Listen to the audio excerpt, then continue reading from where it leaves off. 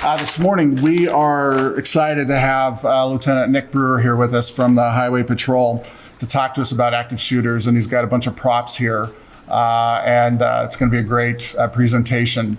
If you would like, he told me that we can get a PDF of his slides. I couldn't get an electronic copy, but if you would like to get a PDF copy, just email me and I'll get a hold of Nick and we can provide that to you. And Nick's just going to introduce himself, so I'll turn it over to him. All right, thank you. Thanks for having me here today. My name is Nick Bricker. I have been with the Highway Patrol for 12 years. I worked at the Department of Corrections before that for a few years. 8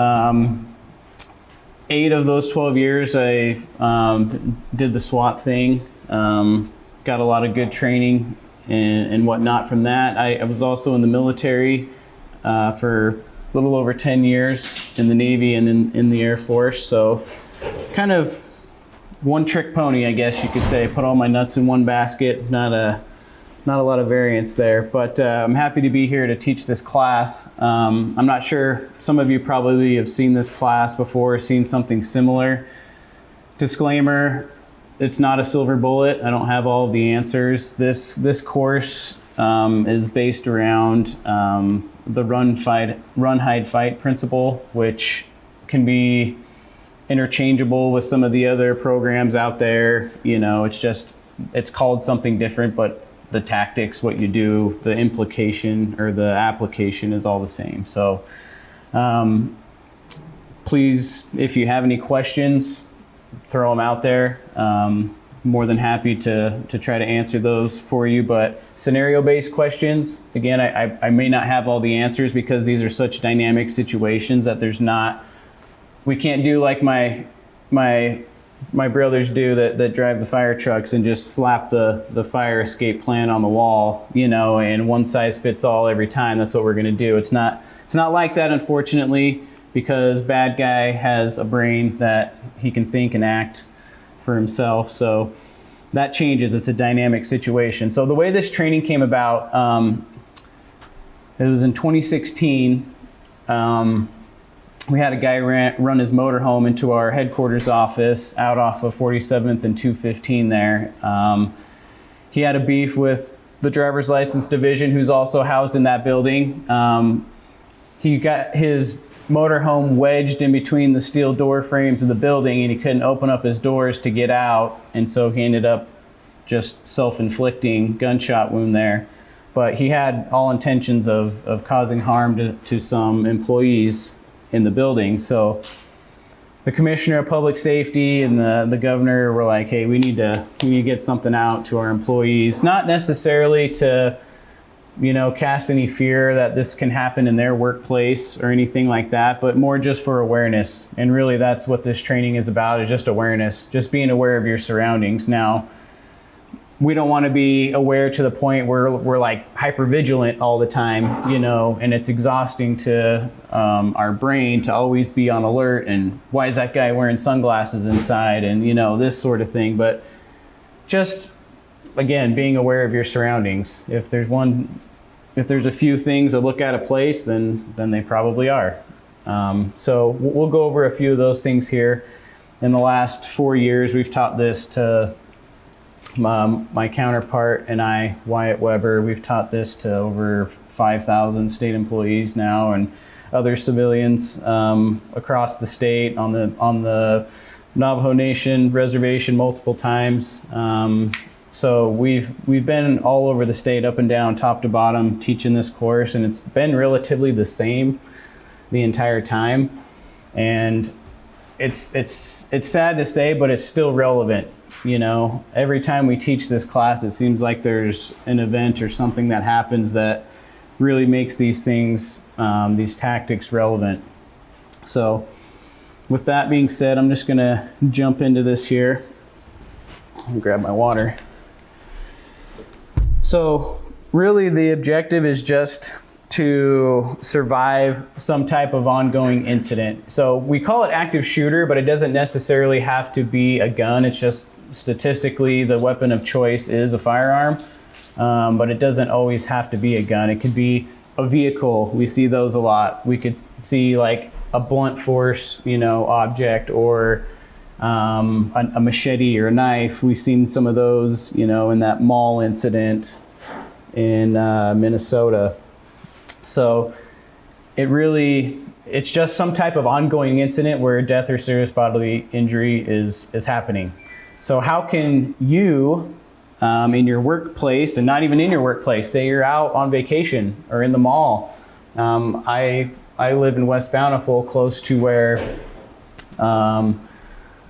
there was a family that was on vacation in Europe, and part of their family got run over and passed away because of a terrorist type incident where it was just a mass casualty type incident, right?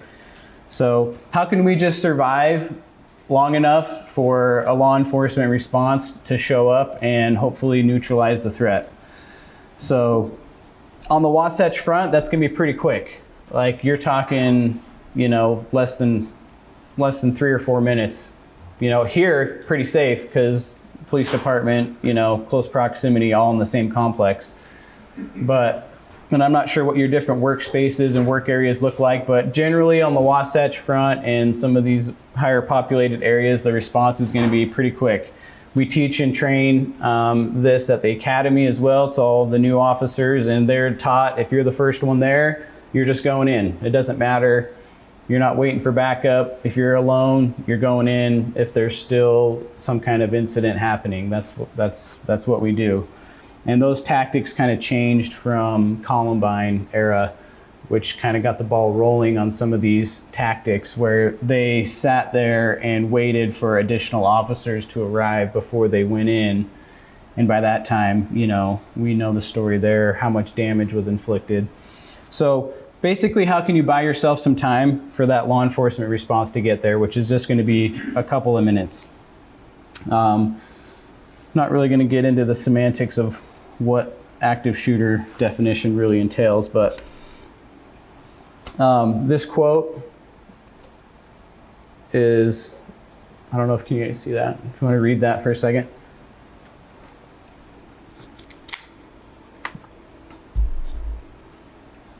Maybe see if there's something that sticks out to you in there.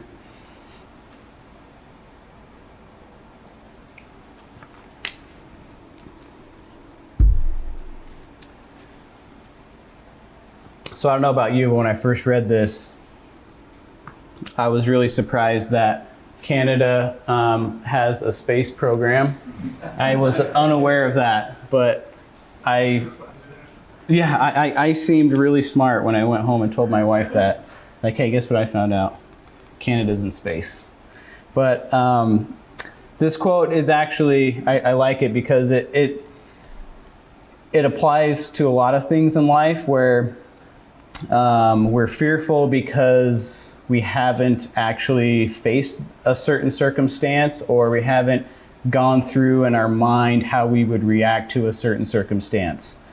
So a lot of anxiety can be built around the unknown, right? So like if you've never been in a fight before or punched in the face, you probably don't know what that feels like. When it happens for the first time, you're not really going to know how you're going to react until that actually happens. That's kind of a crude example, but we teach that in the academy when we do like our hands-on type training with defensive tactics and things like that. So living in fear because you're not aware of a situation or how you would react to it. So this training is designed just to give you some of the tools, some of the things. I'm just going to float some things out there, and you can pick and choose and grab whatever applies to you or whatever you want to, and apply that to your life, your workspace, what your workspace looks like, coming up with some kind of exit strategy that we'll talk about here in a couple of slides.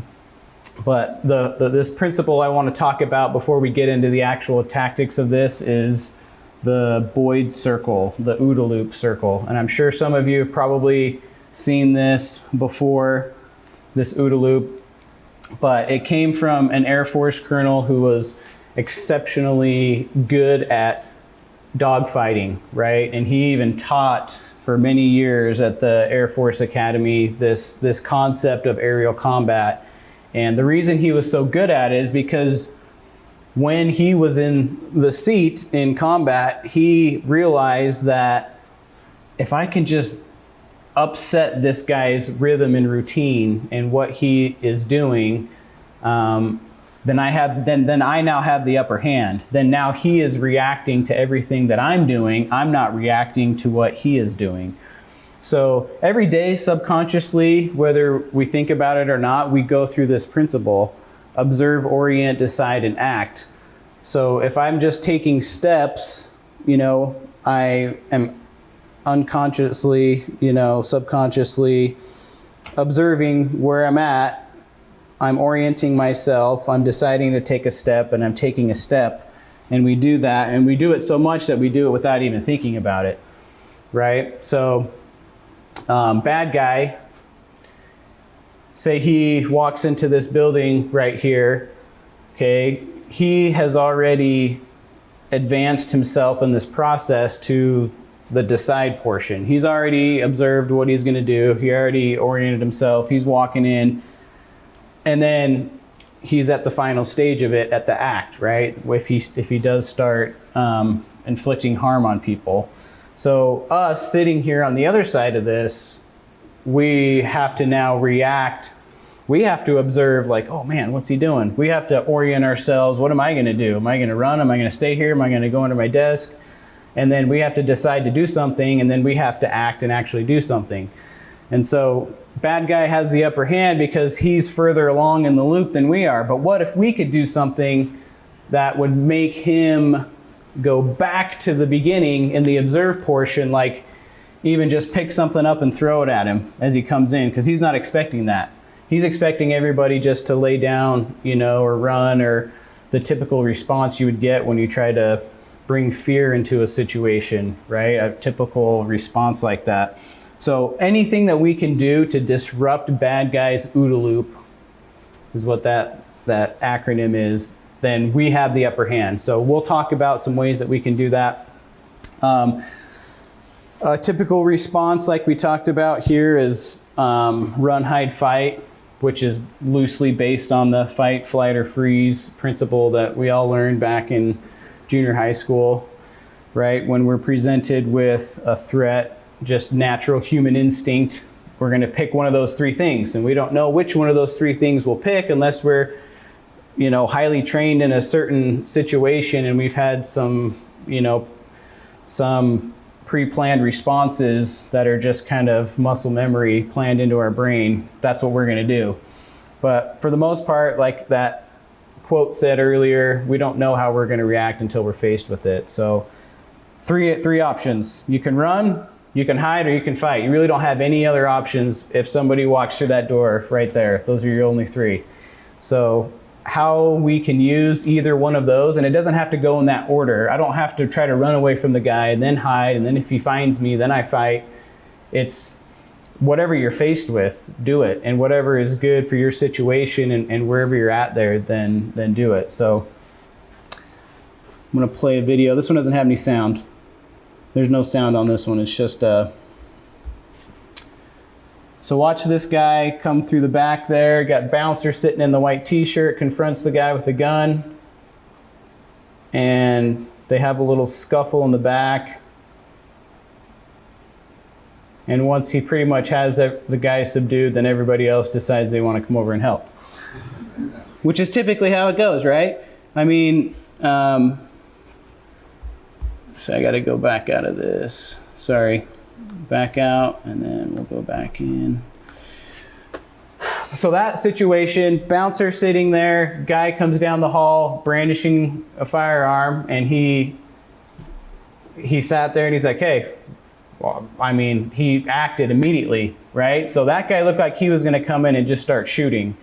And do you think he was a little surprised when that bouncer just immediately attacked him and shoved him down that hallway? Oh yeah, I'm sure he was. So then he's starting to think, well, what's my game plan? He's not thinking about shooting anymore. He's thinking about fighting with this guy that's right in his face. But that bouncer, he didn't have, where was he going to run? He couldn't run. You know, he couldn't hide, nowhere to hide. So his only option in that situation was to engage this guy and to fight. And I'm not saying that that's what you have to do if you're presented with that same scenario. Everybody has different levels of where they're at just based on their life experience, right? And someone who was an MMA fighter for 20 years, of course, their first instinct is going to be to want to fight somebody, right? Versus my mom, you know, who's never spoken a mean word her entire life, she's going to run or she's going to hide, like straight up, you know, like she is not a fighter.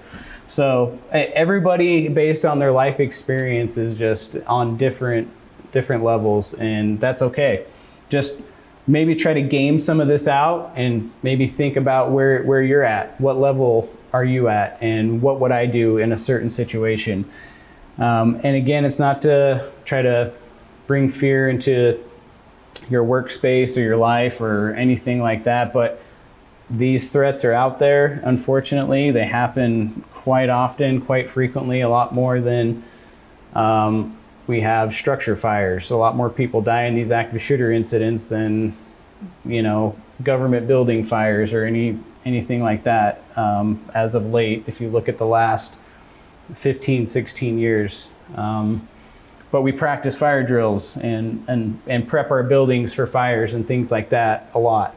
And I'm not saying that that's a bad thing, it's a necessity, but we don't plan and we don't think about and train for these types of incidents that are occurring at a ever increasing pace. So we're gonna watch this quick video. It's about 5 minutes. This is the run, hide, fight video, and then we'll kind of talk about it. So this video, this is the original video from Dallas Police Department, or no, Houston Police Department. And when this came out, I mean, this video's, it's pretty old now, but it's still relevant. The only thing I don't like is the narrator at the end. He says that you need to do it in order: run, hide, and fight. If all else fails, then fight, which I disagree with, and I'll tell you why. And it's pretty apparent. We'll go over a couple of these scenarios with the bad guy. You don't have to watch it if you don't want to. These are all actors. It's a controlled environment. There's no real death or anything going on. Nothing more violent than what you would see on daytime television. So I'm gonna play this and then we'll talk about it.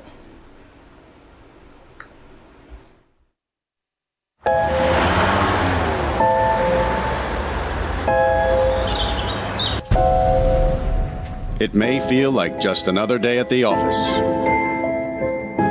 but occasionally, life feels more like an action movie than reality. The authorities are working hard to protect you and to protect our public spaces.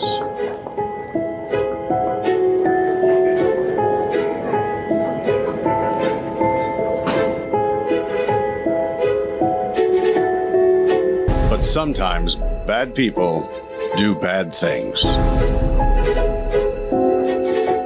Their motivations are different. The warning signs may vary, but the devastating effects are the same. And unfortunately, you need to be prepared for the worst.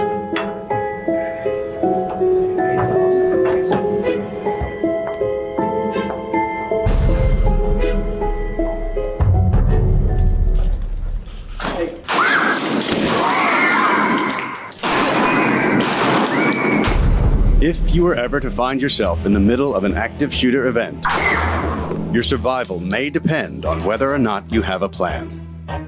The plan doesn't have to be complicated. There are 3 things you could do that make a difference: run, hide, fight. First and foremost, if you can get out, do. Always try and escape or evacuate, even when others insist on staying. Encourage others to leave with you, but don't let them slow you down with indecision. Remember what's important: you, not your stuff. Leave your belongings behind and try to find a way to get out safely. Trying to get yourself out of harm's way needs to be your #1 priority. No, stop that guy! Stop that guy! Hey! Once you are out of the line of fire, try to prevent others from walking into the danger zone and call 911. Yes, we're searching Washington. Help us! Help us!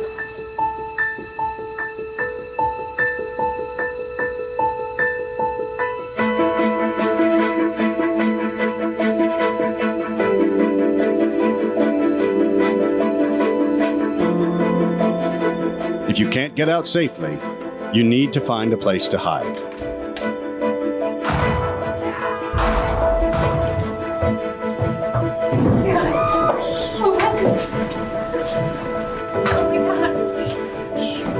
Act quickly and quietly. Try to secure your hiding place the best you can. Turn out lights, and if possible, remember to lock doors. Silence your ringer and vibration mode on your cell phone. And if you can't find a safe room or closet, try to conceal yourself behind large objects that may protect you. Do your best to remain quiet and calm.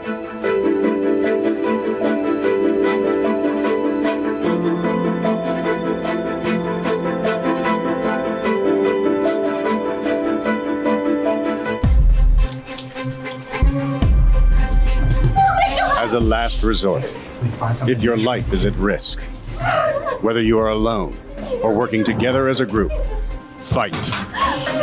Act with aggression. Improvise weapons. Disarm him. And commit to taking the shooter down, no matter what.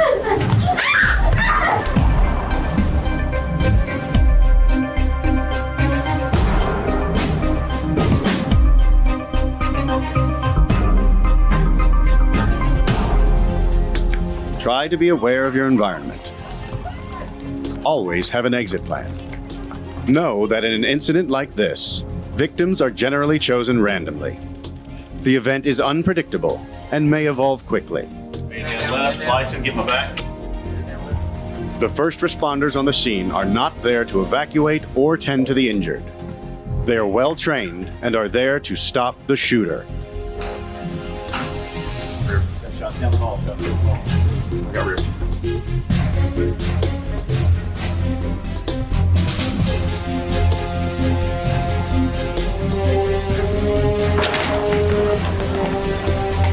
Your actions can make a difference for your safety and survival. Be aware and be prepared.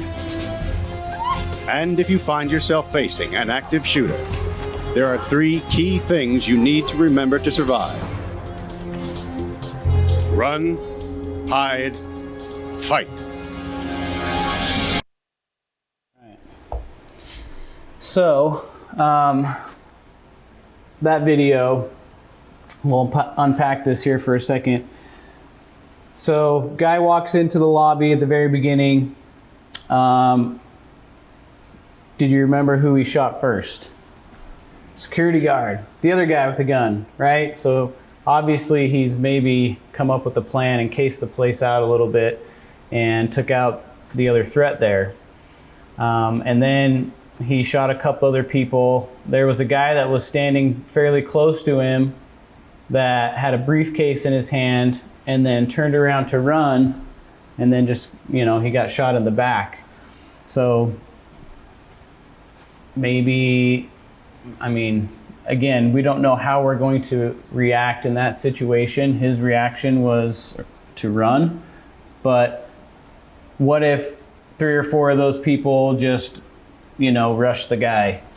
And how much different would that have been? Kind of like 9/11, right? United 93, when there was a few people that just decided to reset that guy's OODA loop and kind of take control of the situation, which they did. And unfortunately, they saved a lot of people, but they lost their lives in that event. But guy moves through the lobby, and then he's going down the hallways, and he's just kind of checking doors, right? Path of least resistance, because bad guy knows that he's on the clock, that someone's calling 911 the second a shot is fired. And so he knows that he doesn't have a lot of time to inflict as much damage as possible. And it's really sad because these people are always trying to outdo someone before them, right, that has carried out one of these incidents. And so they want their 10 seconds of fame, and they want to go out in a blaze of glory and outdo the last person, which is just despicable, but it's the mentality there. So there's a gal that barricades herself in the copy room, right? Good. She turns off the light. She moves the copier over to in front of the door. But did it look like it took much effort to move that copier? You know, she kind of just like pushed it over, you know, real easy, which it's good. It's better than nothing. But that copier is probably just going to push right back if a door were to open. And then, I mean, having the wherewithal to turn your cell phone off, you know, with the ringer and the vibration, like, wow, like she's with it, you know, that's next level. But maybe trying to barricade the door a little bit more so bad guy can't get in there, because again, he's not going to waste a lot of time trying to get into a door unless there's like some kind of specific purpose, like he's coming to your office because he has a beef with you and he wants to get into your door. That's a different situation, right? They got a specific target in mind. But typically, from what we've seen in researching a lot of these, it's just a path of least resistance type mentality, and they're not going to spend a lot of time trying to get into an up-armored or fortified place or a locked door, because again, in the back of their mind, they know that the cops are coming. So we'll talk about hide here. Got a funny video I want to play about this, but it kind of depicts some of the mentality that we'll be talking about. Let's hide in the attic. No, in the basement. Why can't we just get in the running car? Are you crazy? Let's hide behind the chainsaws. Smart. Yeah, okay. If you're in a horror movie, you make poor decisions. That's what you do. This is a good idea. Shh, I'm being quiet. Breathing on me. If you want to save 15% or more, Really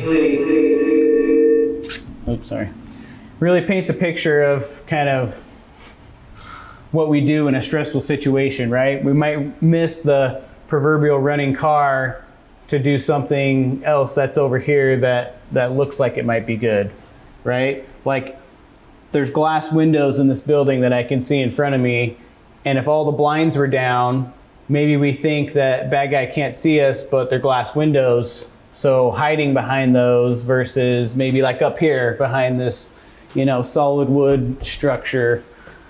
But in a stressful situation, we really don't know how we're going to act. And so don't miss the obvious choice, if that's the choice, for something of lesser quality, right? So not going to get much into pre-event planning. So let's talk about run first. So running, we want to get away, right? We don't want to run just to run, like, you know, running, there's something bad happening. Like, where are you going? Are you running, going somewhere with a specific purpose, right? Just scattering. Now, in the situation in Las Vegas with that guy, where he was in an elevated position in the hotel room, they didn't know where the shooting was coming from. Yeah, then I could see that, because you have no idea where the rounds are coming from. But even then, I would be looking for something that would protect me rather than just my fleshy skin and bones, right? That's not going to stop any bullets. So run with a purpose, run somewhere, you know, to the broom closet, custodial closet down the hall, you know, or I mean, I don't know what your workspaces are like, if they're cubicle type environment, or if it's you all have office doors and if it has a big window. Just things to think about if you go back to your workspace. Because again, you never know. You don't always have the most polite, best customers on the other end of the thing, right? In your job. So somebody may have a grudge or want to retaliate. It's possible. So just think about your building. how you get into your building. Is it a key card access? Is it, you know, am I on the second floor, third floor, first floor? What are my exit plans if I am on a top floor and something's going on down below?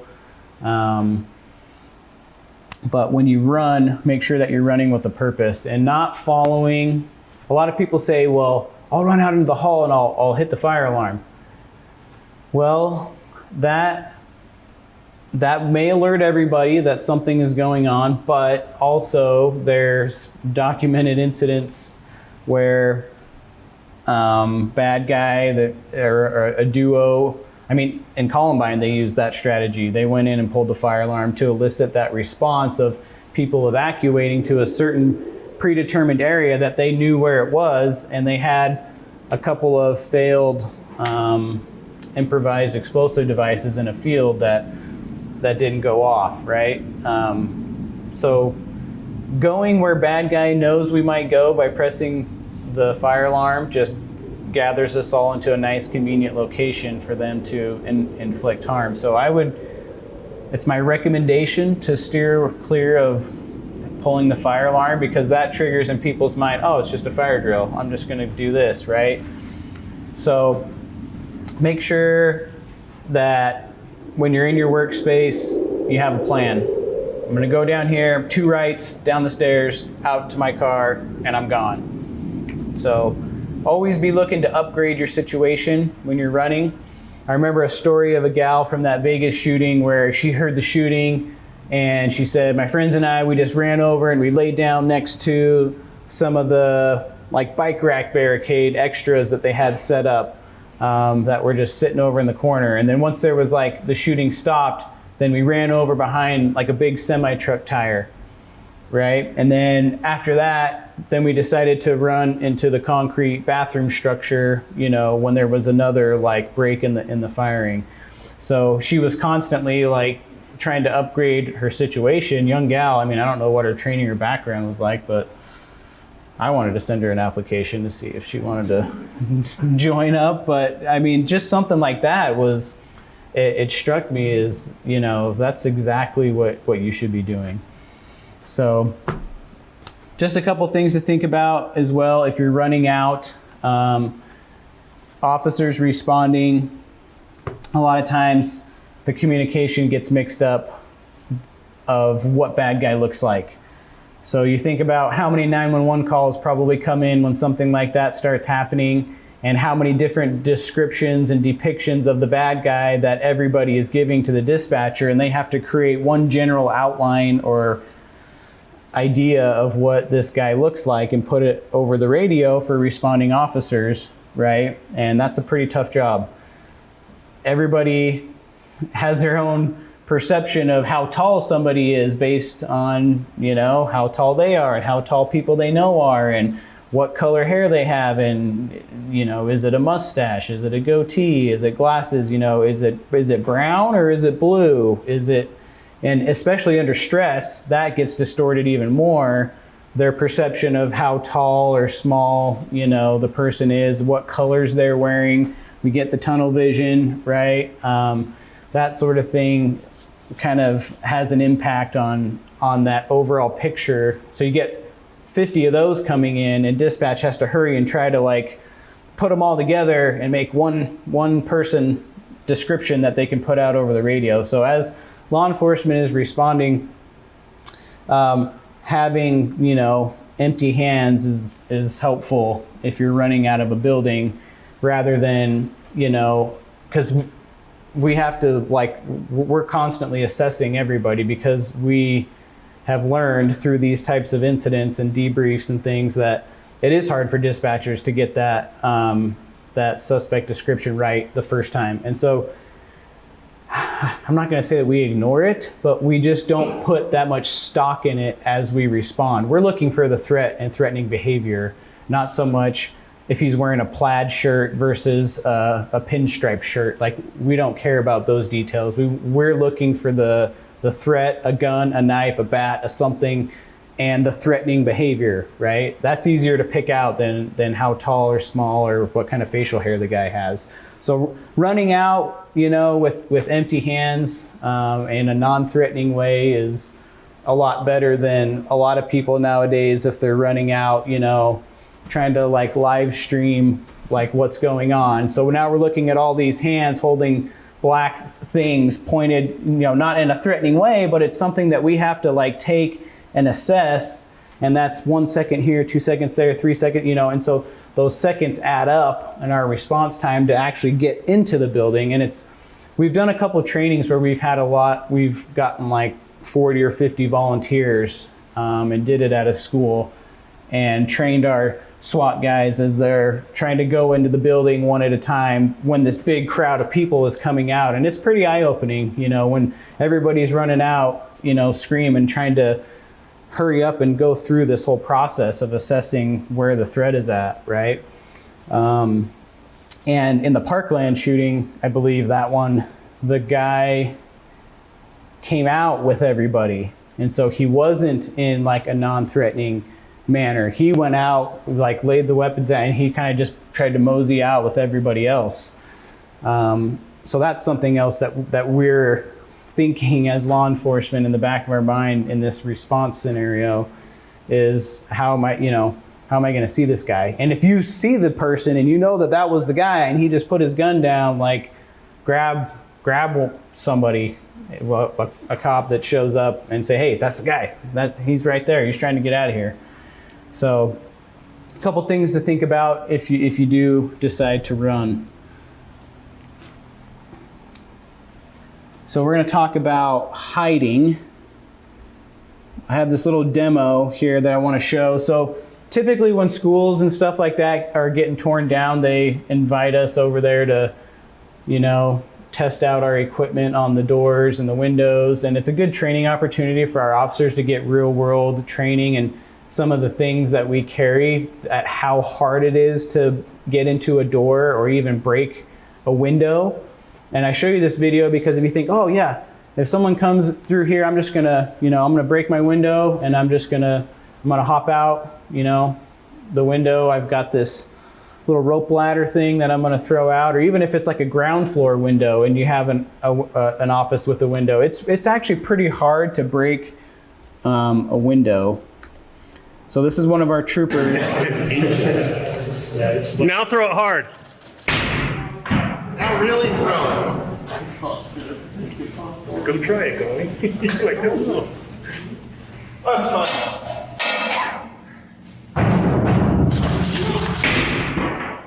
Now go up and try and punch the.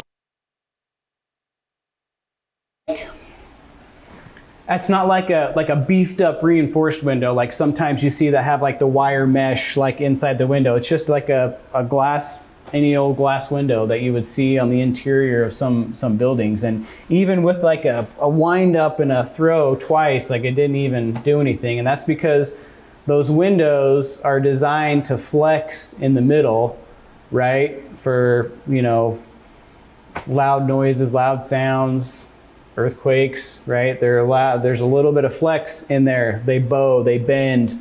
So attacking those at the corners is huge. I taught this class in Davis County a couple years ago to their emergency managers and some of their employees, and they actually did a window demonstration in the training. It was in a similar setting as this, and they brought in one of their windows that they have in the office. So one of their maintenance guys set up a little stand, and it had a window inserted into this stand, and they took a rock, they threw it at it, didn't break. They took, they had like 4 or 5 different things that they threw at this window, and it didn't break.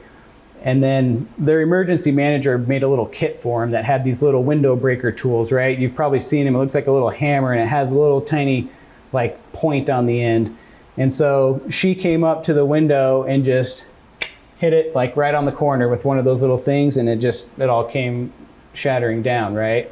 So it's not about the blunt force of the thing, it's about placement. So if you're ever trying to get out of a window, just remember, don't attack the middle. You gotta attack corners are the weakest parts of that. So we're going to talk about hiding just for a second. Again, I don't know what type of offices you guys have, if you have a door on your office, and if you know if it's like an inward swinging door or an outward swinging door. Most offices generally are inward swinging into your office, not out into the hall. That's how people get injured walking down the hall. So most offices, I would say, are inward swinging. So there are some different strategies you would use to stop a door from opening, right? Again, if you have a lock on it, just lock it. That guy in the video going down the hall, just checking the doors if they're locked or not. That will buy you a lot of time. Inward swinging doors are nice as well because you can get so in my office, I just did I closed my door and I measured from the door to the opposing wall, and I just have a 2x4 behind my door that I just lay down, and it's using that tension from the door to the opposing wall, and nobody's going to get in there from that. And it was like $2 to do that, and you're not going to be able to open that. A door stop, but I don't know about you guys, but state issued door stops barely hold the door open.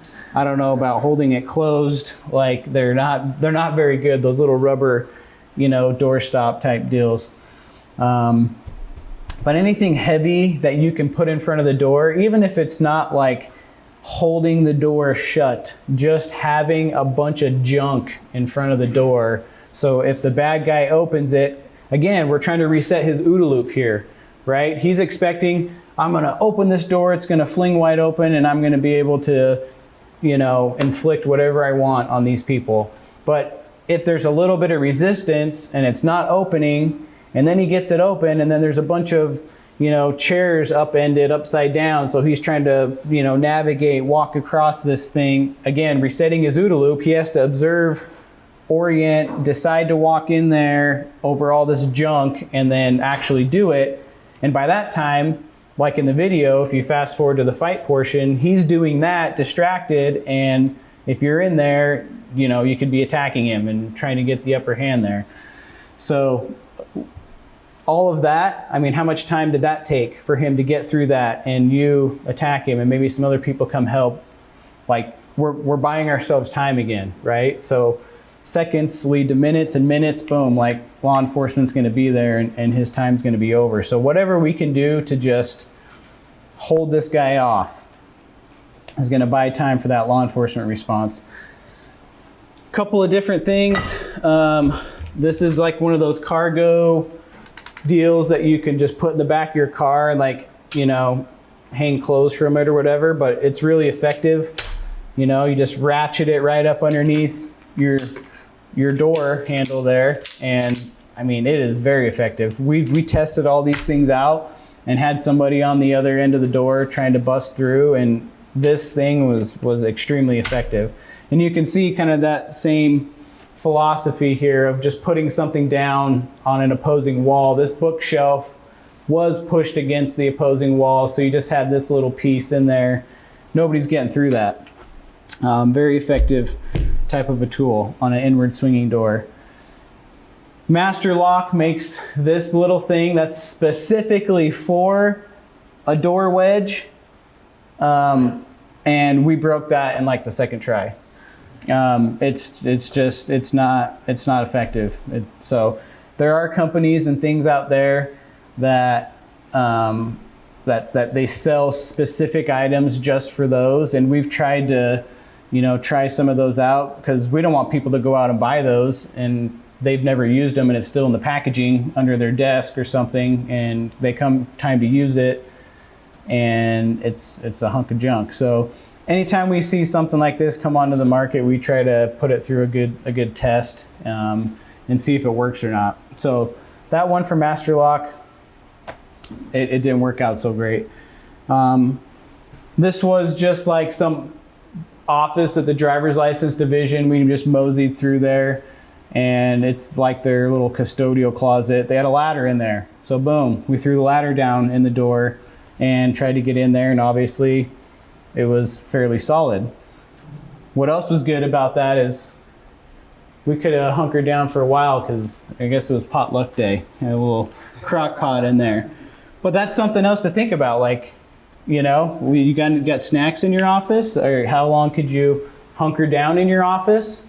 Because for some people, I mean, it might be a while. Like if you think about Trolley Square, that whole incident from start to finish was a long time. Now the active shooter portion was really quick. I think it was only about like 6 or 7 minutes, which was a huge upgrade. And that was in what, 2007, 2006, 2007. And Columbine was about 10 years before that. So in 10 years, we went from over an hour of those two dudes, Harris and Klebold, being in Columbine before that threat, before they self-inflicted, to now an active shooter on our home turf in Trolley Square 10 years later, it was 6 minutes. Now granted, there was some life loss there, but not as much, and our response was much faster. But because of the whole dispatch and conflicting information thing, they thought there was a second person. So it took them another, 7, 8, 9 hours to clear Trolley Square statically, just going through, making sure any little nook and cranny where a human body could be was clear of anybody. So that situation took a long time to resolve itself. And they did end up finding a few people hiding in there in different places.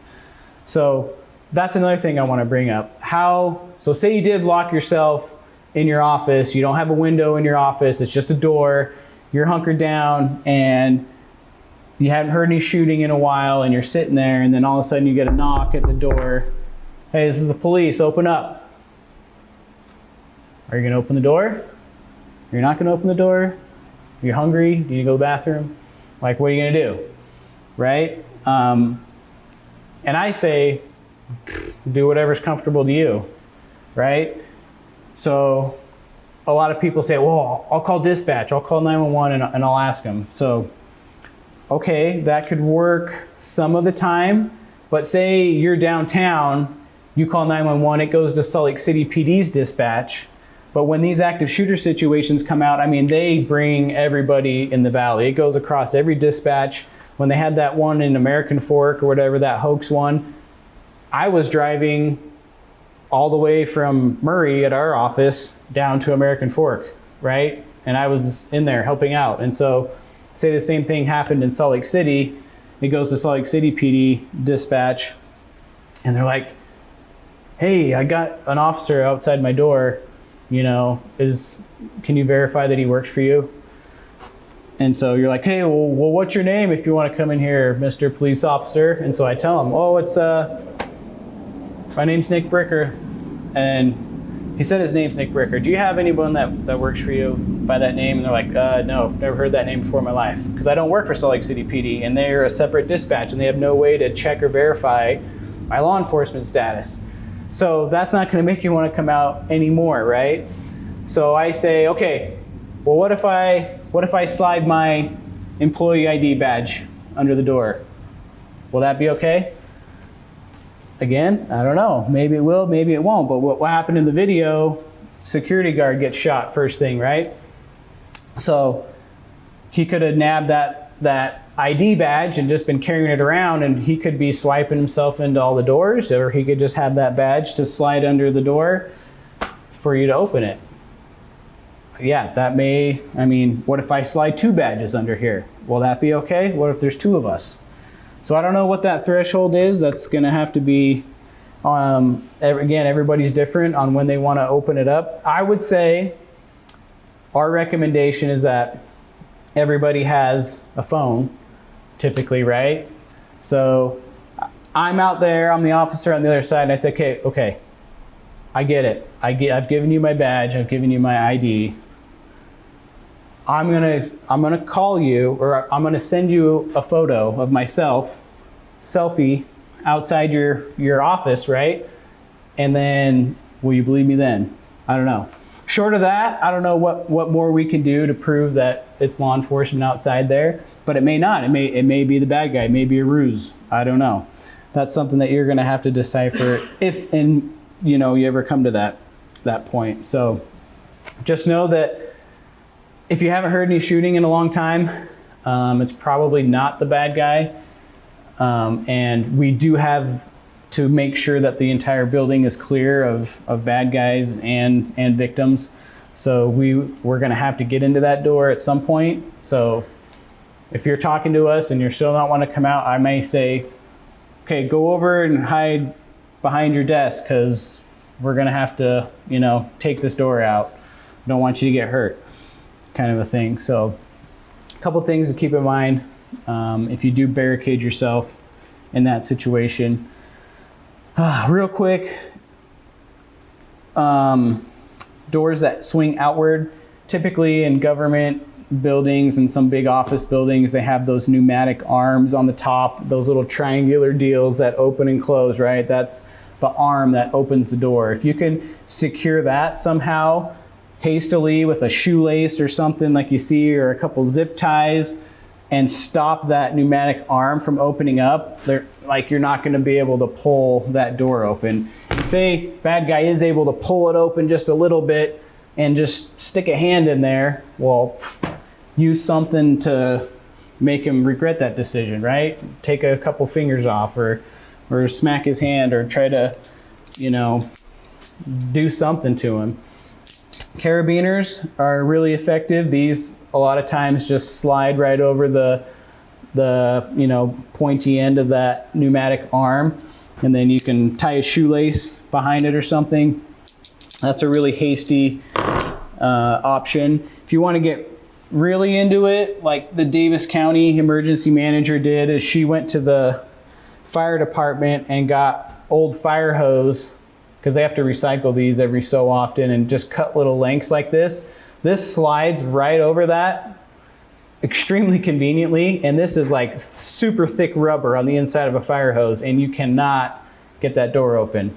It will not, that pneumatic arm will not be able to expand while it's inside there. So I don't know what your relationships are like, where you're at with your local fire department, but that is a very good piece of equipment to have. It's free, it's easy to store in your office, but just sliding that little sleeve right over the top of that pneumatic is extremely effective.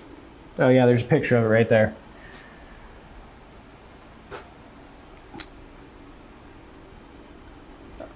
Anytime you can get like a table or something that's wider than the door frame to put, and then tie that, attach that to the handle or whatever, they're not going to be able to pull the door open against that table or that thing that's longer than the door frame. So you'll be good there. I'm starting to see some of these commercially made. The fire marshal doesn't really like these because obviously they're very intuitive to use, right? So, I mean, I've got 4 boys and my oldest is only 5. So the littler ones are, they'll figure out how to lock you out of anywhere real fast. And I don't know how they do it, but I can only imagine what the elementary school teachers would be up against if they had something like this that essentially has a sign that says, please step here, right? And lock me out of the classroom. But these other ones over here have been tested out, I believe, in Tooele County. I'm not sure if they made it official or not, but that one is just a little piece that you just drop in. So you have those 2 plates on the door, and then you keep that little angular piece like in your desk or something, and you just go drop it in there. And super solid, secure on inward or outward swinging doors. So that's kind of the direction that governments and people are thinking. It's just getting around, the fire marshal thing, and also bad guy can use those too, right? They're pretty intuitive, so he can maybe use those to hostage or barricade in there. Real quick, I only have a couple of minutes left going over this fight portion. Just remember, if you're a concealed carry type person, think about your actions and what kind of gun you have versus what kind of gun bad guy might have. Like, are you outgunned? Are you even gonna be able to make any kind of a difference? And actually going out and hunting the bad guy, I would not recommend, for a couple reasons. It's, again, bad guy description is hard for us to decipher. If I am responding, I'm the only one there, I come down a hall and I see this OK Corral shootout, one at the end of the hall, right? Both assuming a shooting posture and stance. How do I know which one is the bad guy? I don't. I will give commands, and whoever complies, that's probably not the bad guy. And if you both comply, great. Then all threats are taken out of the situation. But going out in plain clothes, and we tell our plain clothes officers this all the time as well, or if they're carrying off duty, how are you going to identify yourself if you decide to engage? Remember that. You don't have any identifiers on you. If you have a little badge hanging right here, but you're in a shooting stance, how is anyone going to be able to see that? They're not. So we encourage them, only engage if absolutely necessary, off duty and in plain clothes, and always, obey the commands. And if you think that you're in the right and the cop's in the wrong, I don't have to tell you guys this. Talk about it in court later on, right? Don't talk about it at the scene when you're waving a gun around. We'll talk about it. So just remember, if you're gonna fight, you gotta be committed. You gotta go for broke on this kind of stuff. You can't just kind of like, maybe, I have a hammer in my office and he sticks his hand in there and I'm just gonna give it a little bit. Like, no, like you really have to go for broke and be committed, because you could be the means to the end, just right, by your actions. So think about that. Think about the people that are in the room with you. And in the video, there was a gal that's got really freaked out and was kind of overly stressed. Probably don't want to give that person that's having that kind of a reaction the hammer in that scenario, but maybe give her something else to do in the room that's productive to get her mind off of it. So got a couple minutes. I want to talk about bad guys down, right? Now what do? Guns on the floor, bad guys down. Everyone always says, well, kick the gun away, right? Because that's what we see in the movies. So I go over there, okay, I kicked it about 6 feet. Is that good enough? Oh no, kick it farther. And so I just, start kicking. Okay, tell me when to stop. I'm gonna go out the hall, down. How far do I kick it? You don't kick the gun. That's what they do in the movies, right? Keep in mind, you guys will appreciate this. It's a crime scene, so don't move anything if you don't have to. If you want to take the gun, put it in a garbage can or put it in a cabinet. Put it somewhere where the bad guy can't get it if he comes to, and then get the heck out of there, right? So also, don't grab the gun, in a threatening manner, because if I pick up the gun from the bad guy and I'm getting ready to put it away, and then the cops come in and I'm standing like this, bad guy on the ground bleeding, and I'm holding the gun, doesn't look very good, right? So if you pick it up in a non-threatening way, do what you got to do, and get out of there. That's all the time that I have. I appreciate you guys indulging me, letting me throw a few ideas out there for you. This is a 3-hour presentation that I've tried to squeeze into 1 hour. If you'd like more on this, we work for the state. We can go anywhere. Just get a hold of Robert or me, and we can provide that for you guys. So thank you for your time.